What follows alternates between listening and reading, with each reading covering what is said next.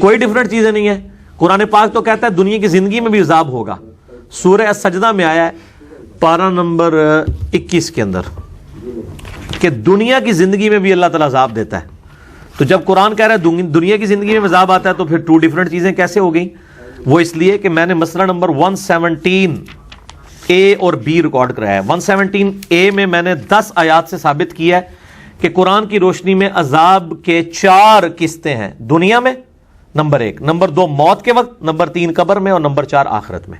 اب یہ دیکھیں اعوذ باللہ من الشیطان الرجیم، آیت نمبر 21 سورہ سجدہ پارہ نمبر 21، وَلَنُذِيقَنَّهُم مِّنَ الْعَذَابِ الْأَدْنَىٰ دُونَ الْعَذَابِ الْأَكْبَرِ، ہم ضرور چکھائیں گے اس دنیا میں چھوٹا عذاب اس بڑے دن کے عذاب سے پہلے، لَعَلَّهُمْ يَرْجِعُونَ، تاکہ لوگ ہماری طرف لوٹ آئیں.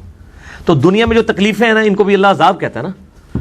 دیکھیں نا، ایک بندے سے بیٹا چھین لیا تو عذاب ہے نا اس کے اوپر، اللہ کی طرف سے تکلیف آئی ہے نا. عذاب کوئی نٹوریس ورڈ نہیں ہے. ہم سمجھتے ہیں عذاب کا مطلب ہے کہ کوئی عذاب ہو گیا کسی کے اوپر، نہیں. سفر کو احادیث کے اندر عذاب کا ٹکڑا کہا گیا. عذاب سے مراد تکلیف دہ چیز. کسی کو لا علاج بیماری لگ جانا یہ بھی عذاب کی ایک شکل ہے، ٹھیک ہے جی. کسی کا بے اولاد ہونا یہ بھی عذاب ہے، لیکن یہ عذاب وہ والا عذاب نہیں جو پنجابی کے اندر عذاب سمجھا جاتا ہے. اللہ کی طرف سے آزمائش جسے کہا جاتا ہے وَلَنَبْلُوَنَّكُمْ بِشَيْءٍ مِّنَ الْخَوْفِ وَالْجُوعِ وَنَقْصٍ مِّنَ الْأَمْوَالِ وَالْأَنفُسِ وَالثَّمَرَاتِ، ہم ضرور آزمائیں گے تمہیں خوف کے ذریعے، بھوک کے ذریعے، جان اور مال میں نقصان کے ذریعے، اور پھر دیکھیں گے کہ کون ہے جو صبر کرتا ہے. تو یہ اللہ تعالیٰ کی طرف سے آزمائشوں کا سلسلہ رہے گا. تو یہ مسئلہ 117 اے اور بی میں میں نے بتایا کہ عذاب کی 4 قسطیں ہیں دنیا میں.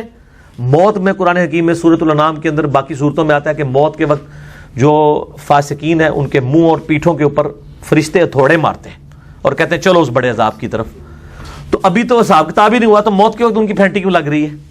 اس لیے کہ اللہ تعالیٰ کو تو پتا ہے کہ الٹیمیٹلی کیا حساب کتاب ہونا ہے، آپ کو نہیں نا پتا. اللہ نے تو پہلے حساب کر لیا ہوا ہے کہ اس بندے کا کیا معاملہ ہے. تو اللہ تعالیٰ پہ اوپر کوئی ظلم نازل نہیں آتا اگر وہ دنیا میں یا موت کے وقت یا قبر میں یا آخرت میں عذاب دیتا ہے. حساب کتاب ہوا ہے یا نہیں ہوا، یہ حساب کتاب آپ کا ٹوٹل پورا کرنے کے لیے. ادروائز اللہ تعالیٰ کو حساب کتاب اس نے کیا ہوا ہے، آپ کو ٹینشن لینے کی، اللہ کے حساب کی ٹینشن ہمیں لینے کی ضرورت نہیں ہے. اس کو پتا میں نے کس کو کس وقت عذاب. رکوع کے بعد ہاتھ باندھنے کے اوپر میرا یوٹیوب کے اوپر ایک کلپ ہے، سنی اور شیعہ کی نماز ایک ہے، لاکھوں لوگ دیکھ چکے ہیں. اس میں نے بتایا کہ سعودیہ میں جو محدث اعظم تھے سعودیہ کے، شیخ ناصر الدین البانی، انہوں نے کتاب لکھی ہے صفت الصلاۃ النبی صلی اللہ علیہ وآلہ وسلم. شیخ البانی کا نام سنا ہے نا؟ اس میں انہوں نے لکھا ہے کہ رکوع کے بعد ہاتھ باندھنا یہ عرب کے علماء نے بدعت جاری کر دی ہے. امت کا عملی تواتر اور اجماع ہے، حنفی، شافعی، مالکی، حنبلی چاروں، اور اہل حدیث بھی، اور ایون شیعہ بھی، سب رکوع کے بعد ہاتھ چھوڑتے ہیں. ٹھیک ہے نا جی.